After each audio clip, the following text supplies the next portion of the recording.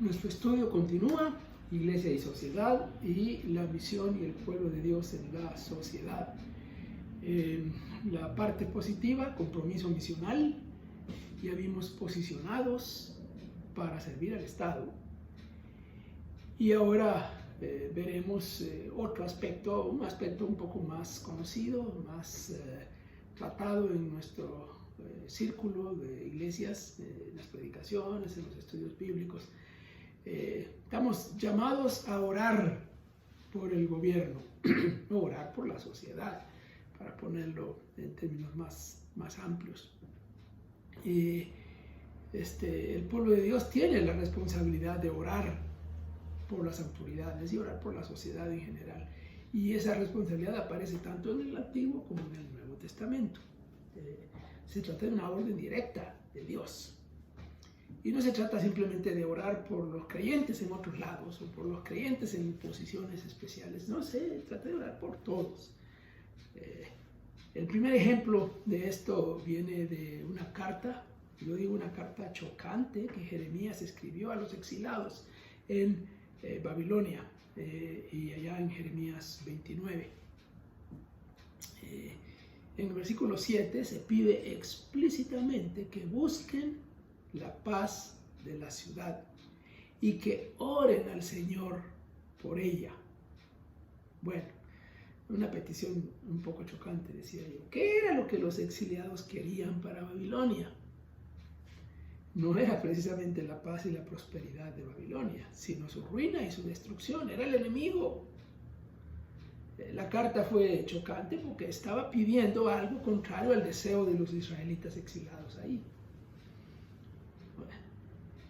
Bueno, una vez que ellos aceptaran el hecho de que fue Dios quien los puso allí y que dejaran de pensar que estaban en tránsito, sino que ya eran residentes, entonces tenían la misión de hacer algo allí.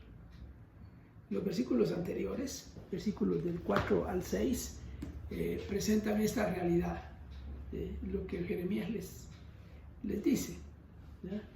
Así dice el Señor de los ejércitos, el Dios de Israel, a todos los desterrados que envié, dice que envié al destierro de Jerusalén a Babilonia. Edificad casas y habitadlas, plantad huertos y comed su fruto. Tomad mujeres y engendrad hijos e hijas.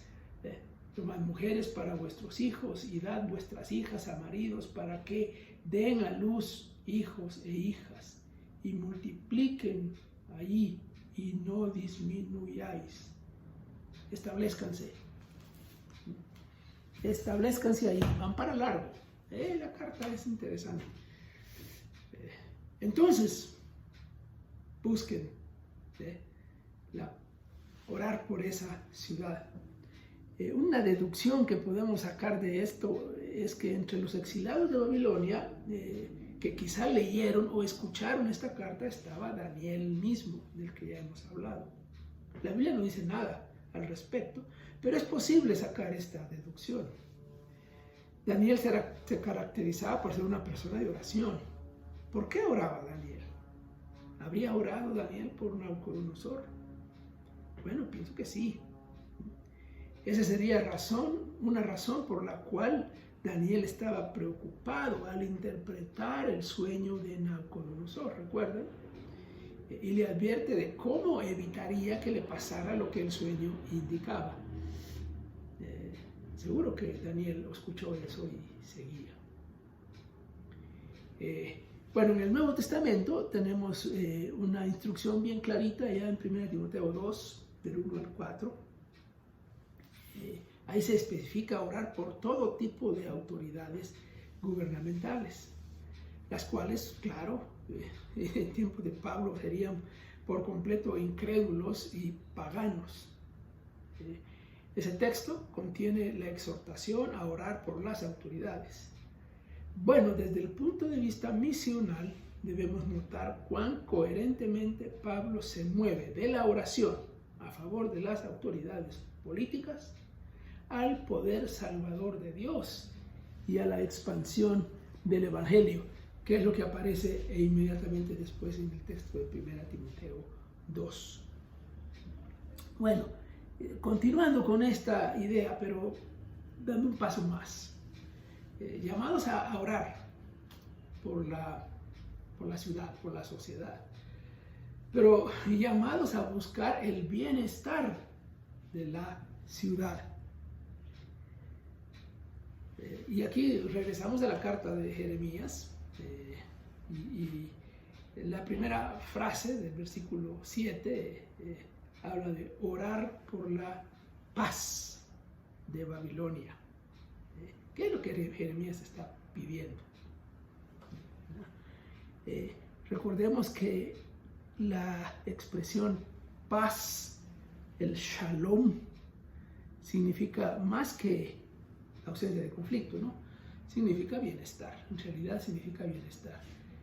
Así que se pide orar por el bienestar de la ciudad. Shalom es una palabra muy rica, cuyo significado mucho más allá de lo que ya hemos comentado, ausencia de conflicto, es bienestar. Habla de la totalidad de la vida y de la clase de prosperidad que el Antiguo Testamento incluía en la bendición de Dios.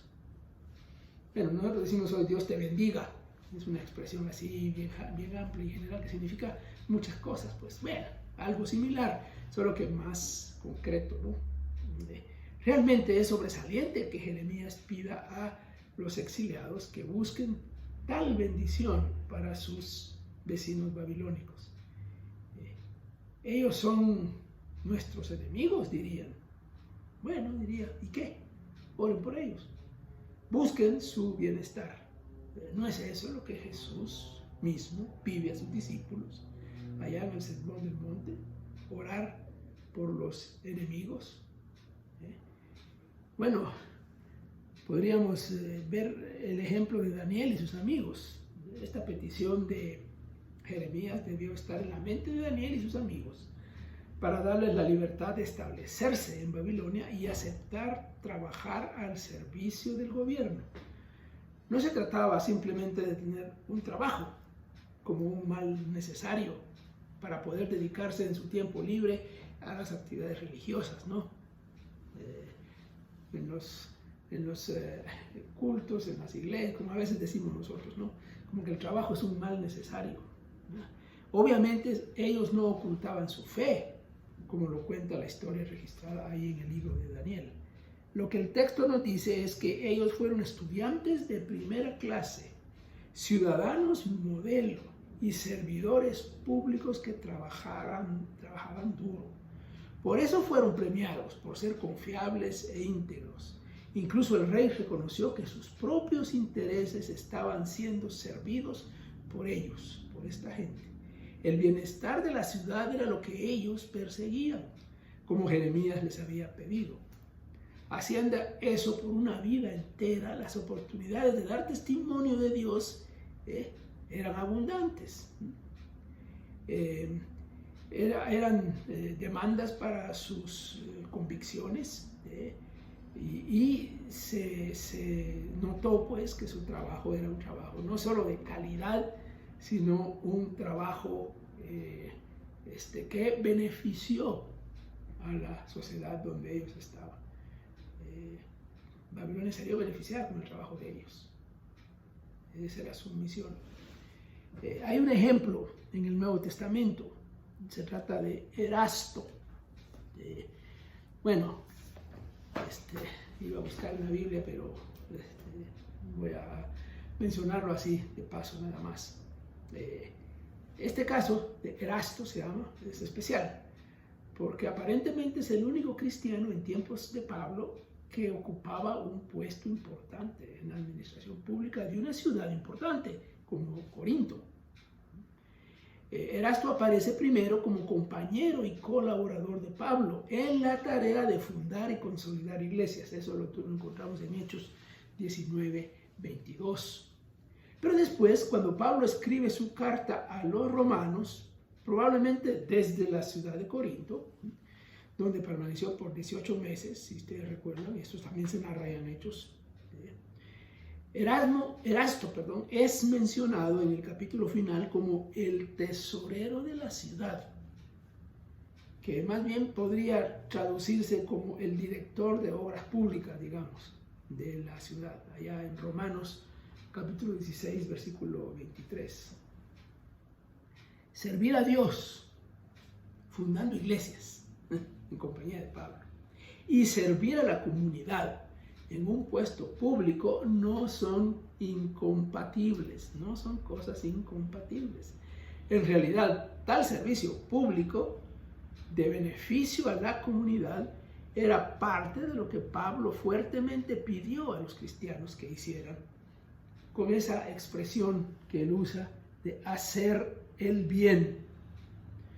Aquí hay un desafío porque nosotros muchas veces decimos que el trabajo, y lo llamamos así, trabajo secular, el trabajo secular es como un mal necesario, porque hay que ganarse la vida, ni modo, hay que comer, ¿no? y hay que hacer algo, tener un empleo, una empresa, un pequeño negocio, pero lo importante realmente es el culto de la iglesia y las actividades religiosas.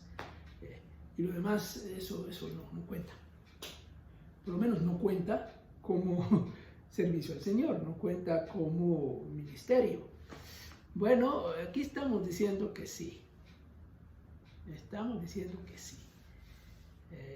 Pero bueno, la cosa continúa y vamos a seguir con esto en otro video porque no nos alcanza el tiempo para todo aquí. Así que lo vamos a dejar ahí.